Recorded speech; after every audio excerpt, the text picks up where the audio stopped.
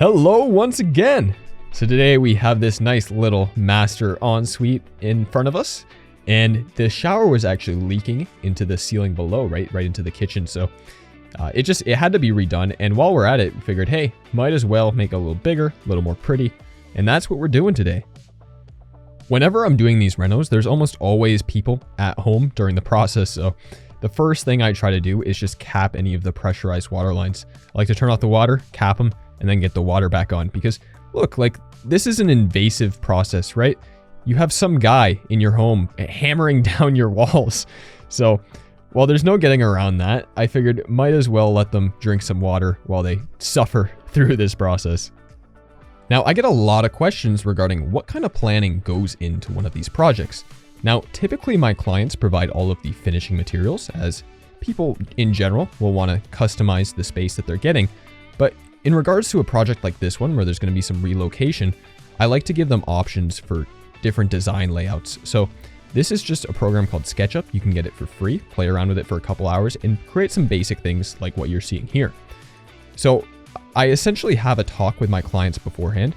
We discuss their wants and needs. In this case, they wanted a freestanding tub with a larger walk-in shower. They wanted to relocate the door so that it didn't open right into the toilet, and they were okay with having just a 48-inch vanity.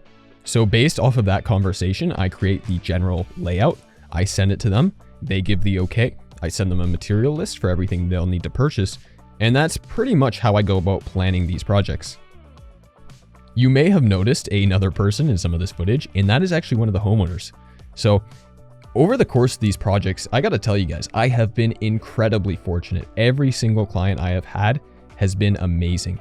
But this guy took it to a whole new level. It's pretty common for the homeowners to offer to help in some regard, whether it's, hey, don't worry about cleaning up, or, oh, you need help bringing that in.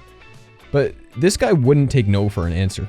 I would fill up the bin during the demo process. I'd turn around and it would just be gone.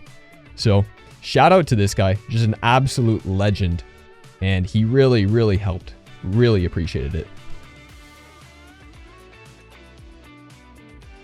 This is the closet space I had mentioned that we're consuming for the bathroom expansion, and then framing out, closing up the old door opening, and that hole at the top right. I'm actually young enough that I didn't realize what that was at first. The homeowners and I actually had a good laugh over that. And after they told me, it just unlocked some core childhood memories that were just buried. So I found that pretty funny. This existing wall had both plumbing venting and some electrical ran through it, so that eventually had to be reworked. And regarding walls, I get questions about, hey, how do you know if it's load bearing? The best piece of advice I can give you guys to that is just hire a structural engineer if you're unsure. In this case, I was able to go into the attic, and it was very obvious that it was okay to be removed, but if in doubt, just get the professional in, make sure you're doing it right. And then with this door here, just reframing it so that you're not walking straight into the toilet. And these angles really threw me for a loop. My last 5 brain cells were on overdrive trying to figure out how to frame all this together. I did actually break this drain upon removing the vanity, so I had to redo it. And I eventually changed that short sweep 9 into a long sweep. But the reason I'm framing out this wall is because it was actually 46 inches wide. So in order to get a standard 48-inch vanity in, just built a new wall in front of it. That way we had that extra width and we're able to just use a standard vanity instead of going custom built. Opening up these exterior walls to adjust the framing for the width of the niches. Now this tub niche actually ended up being off center because the original location for the tub had to end up changing. And then for the shower niche, I typically center my shower niches with what I would call the shower stall. Although I think moving forward, I might center them with the drain. I'd like to hear other people's opinions on this though. It can be tough to make these little decisions because while they're small, you know, it's the little details that make up a project. It's very common for builder grade showers to have that dropped area in the ceiling. So anytime you're removing that, if you live in a climate similar to mine where you have blown in insulation up there, it's all going to fall out. After doing this, it is essential that you re-insulate. Otherwise, you are going to run into moisture issues. So once I get that vapor barrier and drywall up, I actually went in the attic and re-insulated that section, as well as some other areas that I found to be just lacking.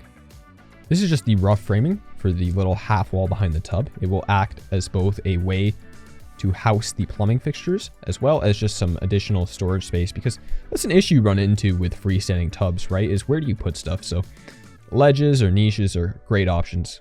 And then just opening up the subfloors to get access to the plumbing. Since the layout is changing so drastically, of course, we have to adjust the drain, the venting, and the water lines for the tub and shower. Now, since the tub had to actually end up coming out a little bit further, I just built this ledge to be thicker. That way, the gap between the tub and the ledge here would be small enough that it wouldn't look too awkward. We ended up going with a 3.5-inch gap between the edge of the tub and the edge of the top of the shelf. And then this is the vent I'm bringing up into the attic. So eventually I got into the attic and tied it in to the existing vent, and then did the same thing for the shower side, using a couple of 2x4s for the backing for the shower system. And this is just an Amazon find. You can go to a dedicated plumbing store and find a Rainhead handheld type system, but typically it's about 3 times the price of that of what you can find online. And I gotta say, the one I'm using here, I've used a few times now, and I'm quite happy with the quality of it. It seems like it's solid and it works quite well. I like using PEX for all of my water lines, and the area here, these are just capped in a little cavity. Later on, the plumbing fixtures will be installed during the tiling process, and just getting my water lines everywhere they need to go. Before closing up all of the subfloor, because it's in such small little pieces, I go ahead with some 2x4 blocking spanning from joist to joist, and then use a combination of glue and flooring screws to secure everything down. I use a 5-inch hole saw for the tub and shower drain, and then with that, the floor is closed and things are starting to come together. I had this beautiful popcorn ceiling, which could not exist in the shower, so sprayed it and scraped it. Didn't need to test it for asbestos because of when this house was built, and then gave them an extra outlet here. We had these wires that need to be relocated, so it just made more sense to give them an outlet rather than a junction box in the attic space. And then because we're adding more lighting, they need another switch. Rather than put it with the other ones far away from the door, I figured it made more sense to have this right as you came in, put on your main lights. These are protection plates used to protect all of your mechanical stuff. So because this area was getting tiled, I just notched out the studs ever so slightly to avoid bumping out this wall. And then they decided that they wanted some LED lights in their niches. So this is just 18.2 low voltage wire, which I run from each niche location to under the vanity. I then run a 14.2 Romex from the same spot under the vanity to the nearest pot light. That way, when we tie into the pot light, sends power down under the vanity, connects to the driver, which sends power out to the low voltage cables. Nearly all builder grade fans are just absolutely useless, so I took this one out and replaced it with a new, more powerful fan. And when I do this, because I had to go into the attic anyways to do a bunch of work and there was a rigid duct up there, I just tied in the power, screwed this thing up, and later on went in and tied the ductwork into it. 1/2-inch green board. If you're going to be applying this to your ceilings, you're going to want to over fasten it. Green board is not as strong as regular drywall. And I get questions about this. Why do I use green board in the shower area? Schluter themselves says you can just use regular drywall. And that's true. The reason why I use green board is when I'm doing a bathroom, I'm installing pretty much all green board everywhere. So rather than order like specific amounts of each, I just get a bunch of the green board and then just put it everywhere. I mean, for the shower of this size, I'm spending an extra, what, 20 bucks? So really just doesn't make a huge difference on my end.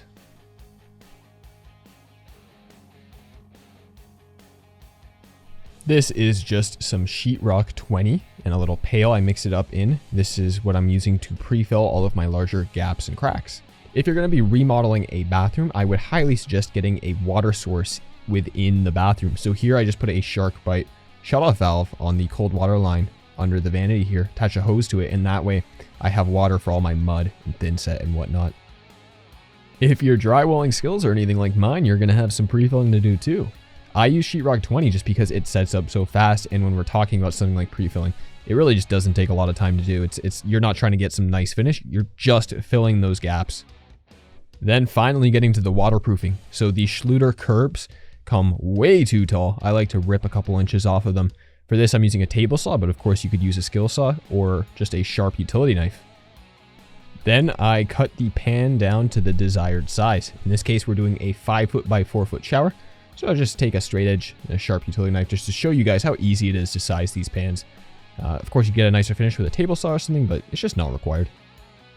For the actual application of this system, I will be using Schluter's All-Set. Now, All-Set is much more expensive than other thin sets, even other premium thin sets. However, there is a genuine difference. The best way I can describe it is it just feels silkier and stickier. And when we're talking about something like waterproofing, look, just spend the extra 20 bucks, get the All-Set, and rest knowing that you've done a good job.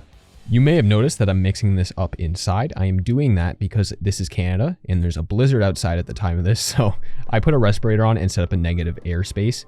That is where the window's open, the exhaust fan's running, so any dust gets pumped right out. And then on top of that, I have a respirator on to protect myself. Another tip with thin set is I really only ever mix up about half a bucket at a time. A full bucket just gets really messy. And on top of that, you only have so much working time with it. So I'd suggest just doing half a bucket at one time, working with it, and then you can always mix up more if you need it. Now, in terms of this waterproofing system, wetting the green board first to stop it from absorbing all of the moisture out of the thin set itself. And I like to mix mine on the thinner side. With these types of membranes, having it thinner, you're just gonna get better coverage. And then using a drywall knife, collapsing those ridges, and you should periodically peel back your membrane just to check for good coverage. Very similar process with the floor, wetting down the substrate, gluing in that drain, and then troweling everything out. Use a 1/4 inch trowel for the shower pan, and then tamping it down. When you do this, you don't want to put too much weight on one spot because it is just a foam pan, right? So you can see I'm using these cutoff pieces just to protect it, because if you dig your knee or your foot or elbow into one spot on the pan, you can absolutely put a dent on that, and it's just, you know, we want to avoid that in general.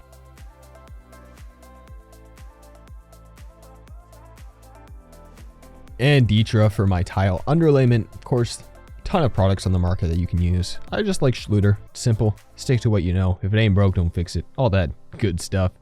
And troweling it out in the direction to the shortest face of the Ditra, just to give the air a chance to escape. And I love waterproofing the outside of my curbs as well. Every shower that I've seen fail has been at the curb, and in general, that's because the curbs just weren't waterproofed, but still, you know, just go the extra mile. It doesn't take very long to add some extra banding, and then just doing it that next level. And then any excess thin set I have, because there's no heating cable going in on this one, I just take and trowel out to fill those combs. No sense in throwing out this thin set. This is an island tub drain, and wow, was I ever impressed with this thing. Now, it's quite expensive for what it is, but there's just no going back. If you're installing a freestanding tub, get one of these things. You cut out your hole, you tie this into your drain, and then later on, you're just going to drop your tub right into it. It is a beauty. Using the mesh tape over all of the uglier drywall joints, as I will call them, and then mixing up more sheetrock 20 just to embed this tape.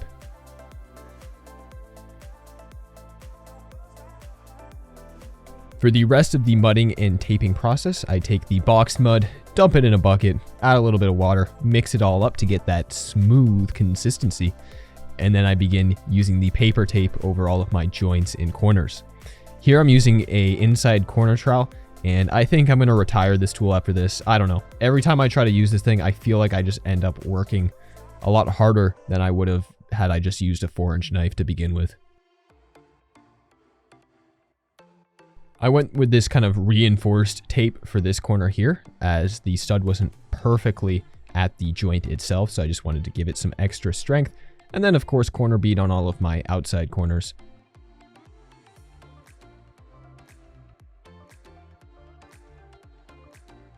While I personally prefer a curbless shower, the benefit to a curbed one is that you can perform a flood test like this. Clog up the drain, and then fill it with 10 gallons of water.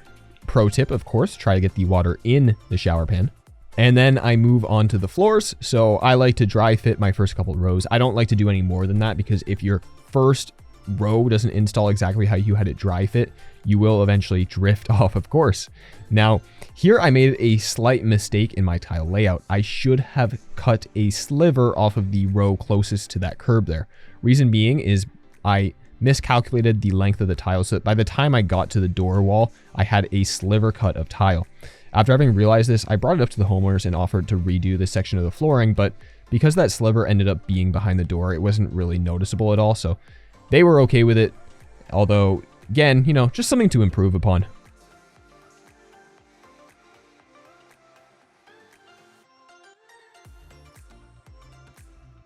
You already know we're going for that envelope cut for our shower floor. So rip down these 2x4s into 1/4 inch thickness and then hot glue them together, marking out the perimeter and drain. Then transfer that over to where I have them laid out on a flat surface. You want to have your spacers in to account for the grout lines, and then mark the drain grate and perimeter going from corner to corner. When I cut these tiles, I actually cut on the inside of the pencil line for the perimeter. That way you have some expansion room in your shower pan, and also just some wiggle room for as you're setting them so that you can get everything nice and exact. Don't forget, you know, the sides are all going to be covered with wall tile, so that slight gap you have around the perimeter is all going to be hidden. You will notice that I'm not wedging any of these tiles together just yet. The reason being is I like to wait until I get to that drain grate so that I can have a nice consistent grout line around it. And then once I have that all perfect, I go back and start wedging everything together, locking into place, getting it all flush. You also see me periodically using my grinder on the edges of the tile. It just has a 200 grit polishing pad, which I'm using for any of the cuts I made, as well as any micro adjustments that I need to make to get those grout lines to be consistent. Then just continuing on with the floor, pretty basic stuff here, you know, back butter, trowel it out, 1/2 inch trowel, wedge system, 1/16 grout lines, all the consistent fun stuff that comes with the majority of the tile work. Now here is the Aria vent flush mount.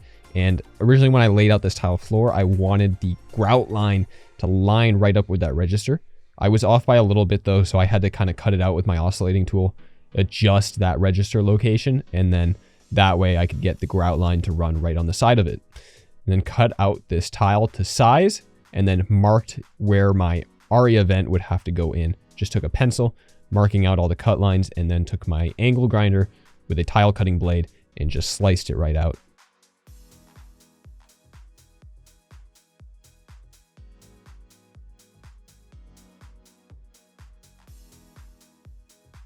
Then installing the threshold pieces for the shower, just pitching them in towards the shower, really important step, and then mitering where they meet for that nice sleek finish. And then for the outside corner where the two curbs meet, I like to miter my tiles. I'll show you how to do that in just a bit.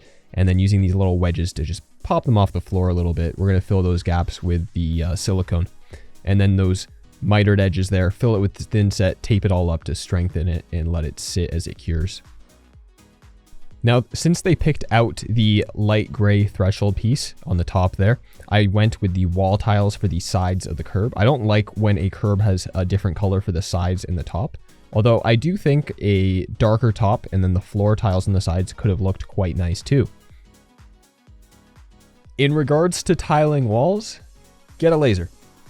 Seriously, just get a laser. If you're gonna be tiling walls, just get a laser. Okay, just do it. Having that first row be perfect is essential. You just cannot get around that. If your first row is off, your entire tile job is going to be bad. So just go out, get a laser, use it in a variety of other projects. It's a really nice tool to have. And nowadays they're coming down in price, so like you can get one that's pretty affordable. By the way, if you're still watching at this point, I always hate asking this, but if you wouldn't mind leaving a like, I would really appreciate it. I put a lot of time into these videos, so it just helps me out, YouTube algorithm or something. To be honest, I don't even know what it really does, but like, I imagine it would do something good. Even hit the dislike. Let's see what that does. Subscribe. I don't know. Just hit a button, I think, probably. Anyways, once I have this wall established, you can see I get that laser shot across that grout line. And then that way I can cut out my niche and I can have it nice and lined up with that layer of tile there. As I'm tiling this back wall, I thought this would be a really good opportunity to address some frequently asked questions. You guys are constantly asking, how much does this type of project cost? How do I go about finding a contractor that I can trust that can do this type of work? And unfortunately, the answers to these questions are extremely location specific. However, I'm really happy to announce a solution, and that is through my partnership with Realm. By visiting Realm's site or downloading the app, both of which are completely free, by the way. You can enter in your home address and get a vast amount of information regarding home renovations. For example, let's say that you're looking to have your bathroom remodeled, maybe something just like this. Well, through Realm's dashboard, you can get a detailed cost estimation for this project. You can even figure out your expected return on investment, as well as how long this process will take. But my favorite feature of Realm is their home advisory service. Through paying a small deposit, you will be set up with a personal advisor. This is someone that is going to spearhead your project and streamline the entire renovation process.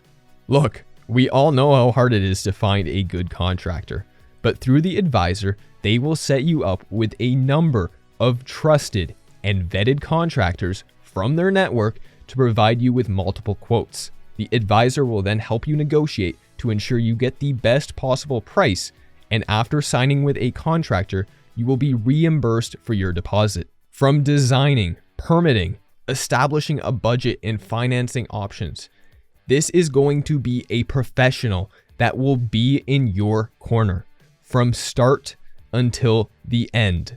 On average, these advisors put anywhere from 30 to 50 hours into your project just to ensure that it goes as smooth as possible. Guys, let's just be honest here. I know firsthand how hard renovations can be. They are expensive, they can be stressful, invasive. Do yourself a favor, click the link below, get $150 off your deposit, and get an advisor in your corner. Check out Realm. I think it's a great service, and I think it's going to help a lot of you out. You'll see that everywhere outside of the shower area itself, I have a little gap at the bottom of my tiles, and this is to compensate for the actual tile size in relation to the ceiling height. So I just take a little ledger board, sit it below the tiles, and that way my sliver cut ends up being mostly hidden behind the tub. You could of course also do a half tile at both the bottom and top, but I prefer just to have one small sliver cut where I can hide it on the floor. This is my grinder with an 1.25 inch diamond hole saw on it, and I just take a little wet sponge and put it in the middle just to help keep it cool as I'm drilling out these holes for my plumbing fixtures. This is the threshold piece. It's just engineered stone, so it cuts nice and easy. And then I trowel out a whole bunch of thin set to sit it on there.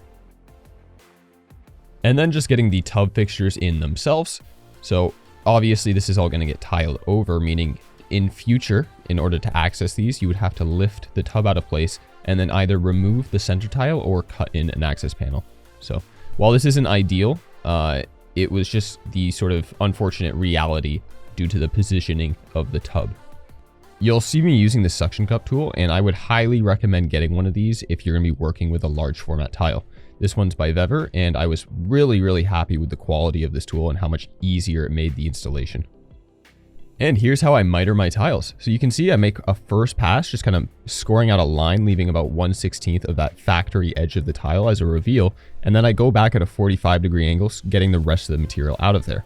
Now, of course, we can talk about how you should probably have a guard on your grinder, but let me be dumb. And you can see I just had a little tiny chip on it. That's really easy to happen with your mitering, and a lot of the times you'll need extra pieces, but in this case, it was so slight I was able to just buff it out with the polishing pad. And then pack the thin set in your corners. That way, when you close them up, it really strengthens those otherwise weak corners. Tape them up for the curing process. And then I just grout them with regular grout. More of those like higher end tile setters will use an epoxy, but I'm just not at that level yet.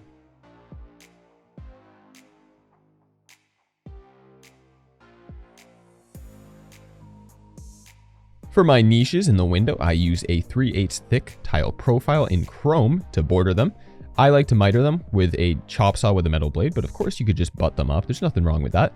And then at the top there, you can see the Schluter Deco SG tile profile. That's what is going to house my LED lights. I get it in 1/2 inch thick and just pull the low voltage cable right through the corner of it. And for the window, very similar process to the niche, just without that back piece. I just set the tiles on the jambs themselves, using the same profiles to go along the borders, and you'll see me using those little red wedges. I'd highly recommend getting a pack of these if you're going to be tiling. Just really handy for getting those micro adjustments that you're going to need. And then a combination of the wedge clips and tape to just get everything nice and tight and perfect. course, any new drywall or mud, you're going to have to prime. Really important to seal it. You cannot skip this step. And here is the center insert piece for the ARIA vent flush mount. So I just get the tops to line up nice and flush with the surrounding tile and then drive in these little self-drilling screws right through the sides, get it nice and tight. For any exposed profiles like this one, I like to get some painter's tape on there and then use a paintable caulking just to get that nice crisp reveal once you remove it. This is Laticrete Silver Shadow for the grout. It's kind of my go-to color at this point. It's just a nice light gray. I always advise against going with white. It's just a lot of maintenance down the road. If you're really set on white though, I would just suggest maybe looking into an epoxy grout so that you don't have any discoloration. Because, you know, I mean, look, like grout's just one of those necessary evils, right? So try to minimize the amount we need and use a high quality one. And Stormy Gray for the floors, just a little bit darker, but still light enough that you can actually kind of highlight and see those grout lines, which the homeowners wanted. Anytime I'm painting my ceilings close to the tile, I just put a strip of painter's tape on it just to minimize the amount of paint I get on the tile. When you have a glossy tile though, it's not a big deal if you get some paint on it because once it dries, it really just peels right off. So the tape just minimizes the amount of cleanup I have to do, I suppose.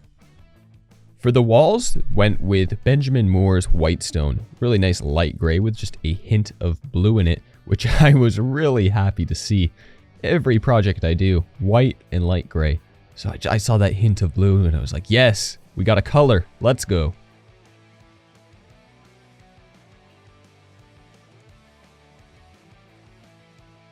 Homeowner helped me get this vanity in, which was great because even though this was a 48-inch vanity, you guys have seen me get 84-inch vanities by myself, I could not lift this thing. The countertop was, I don't know, it was the heaviest substance known to man, I think.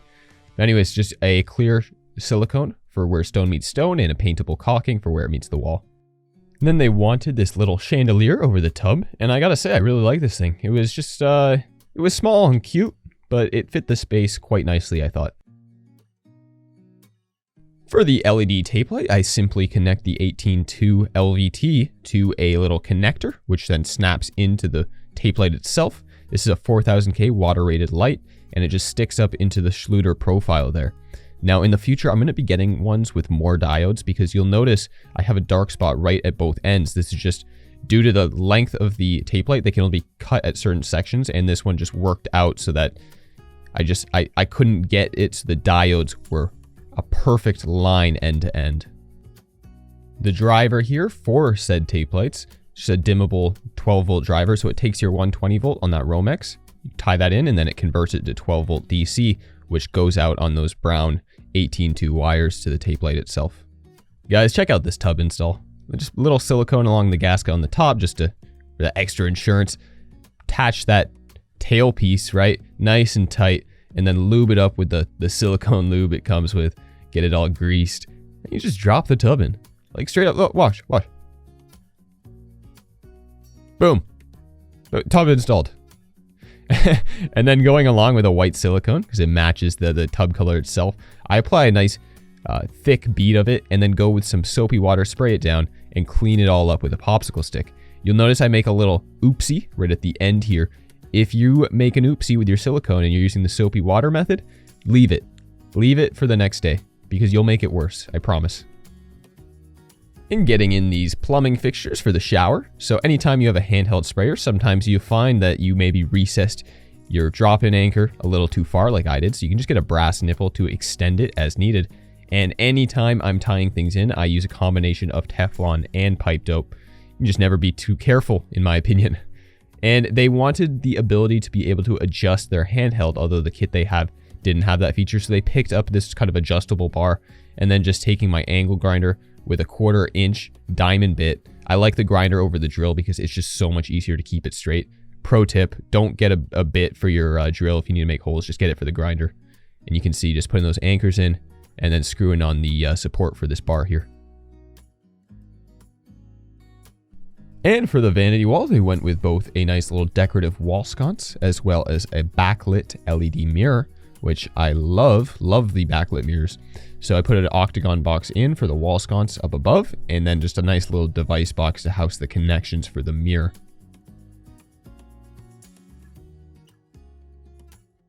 And finally getting in the door. This is just the existing door, salvaged and repurposed for this space, shimming out, getting it nice and straight, plumb, whatever you want to call it, and then putting on the casing and all of the trim everywhere.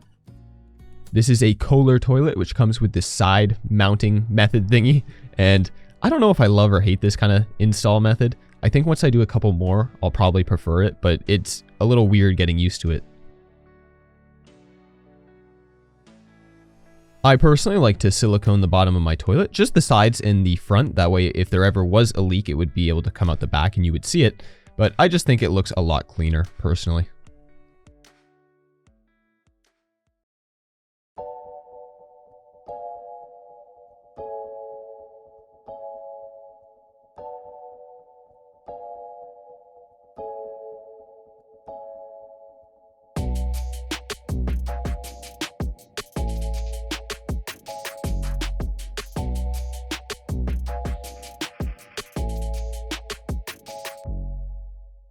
And there we go. I hope you enjoyed this video. If you are located in the Toronto area and are in need of a renovation, my contact information will be down below. And for those of you that are not located in Toronto, but are in need of a renovation, please check out that realm link down below. Find a contractor local to you that can do good quality work. I really appreciate you offering me to let me stay at your Texas ranch house and do your renovation, but it's just not feasible. I'm sorry about that. And if there's anything I can improve with these videos, please let me know. My goal here is transparency. I'm trying to showcase what these renovations look like and cost, so help me out. And speaking of that, here is a bit of a cost breakdown. And to get into the details of it, we have the bin rental. That is a 14-yard bin. Could have got away with a 10, but better safe than sorry. $520 for the waterproofing. That's the Schluter system, including the niche. $1,500 for the glass and install. I use a subcontractor for this. It's 10mm custom manufactured glass. $300 for the electrical rough-in. That is your wire, boxes, exhaust fan. $300 for the plumbing. That is all your pipe, your PEX, your fittings. $300 for trim and paint. $375 for tile setting. That is your thin set, your wedges, tile profiles. $300 for drywall and framing, including fasteners, mud, all that stuff. $500 for your plumbing fixtures. $1,200 for the Vanity. That was a floor model, so they got a great deal. $1,120 for the tile. $1,050 for the tub. $300 for the toilet. $375 for misc. That's just all your floor protection, drill bits, all that kind of stuff. $150 for light fixtures. $250 for that LED mirror. $1,500 for the governmento. Got to continue to fund policies that sell my generation's future. $8,000 for the labor. And I get a lot of comments about this, about how cheap my prices are. You guys got to understand, I only actually started my business a few months ago. So I'm learning as I go. And I want to deliver a service that I am proud of. My reputation is very important to me. So maybe I'm below market price for the quality and service that I provide, but I'm okay with that because, again, I'm learning. And my prices will go up as I do this more and more, but for now, I'm happy with where they are. And then for all my Canadian buddies, here you guys go. And yeah, that's it. Thank you again so much for watching. I really hope you enjoyed. And if you could do me a favor, actually, if you see anyone commenting down below asking, hey, how much did this cost? How long did it take? Just go ahead, call them a donut for me. Really love that. It'd be hilarious. And yeah. Seriously, I hope you enjoyed. Subscribe if you haven't. I plan on making more how-to style videos to kind of showcase the details of this type of work. And other than that, I hope you have a beautiful day.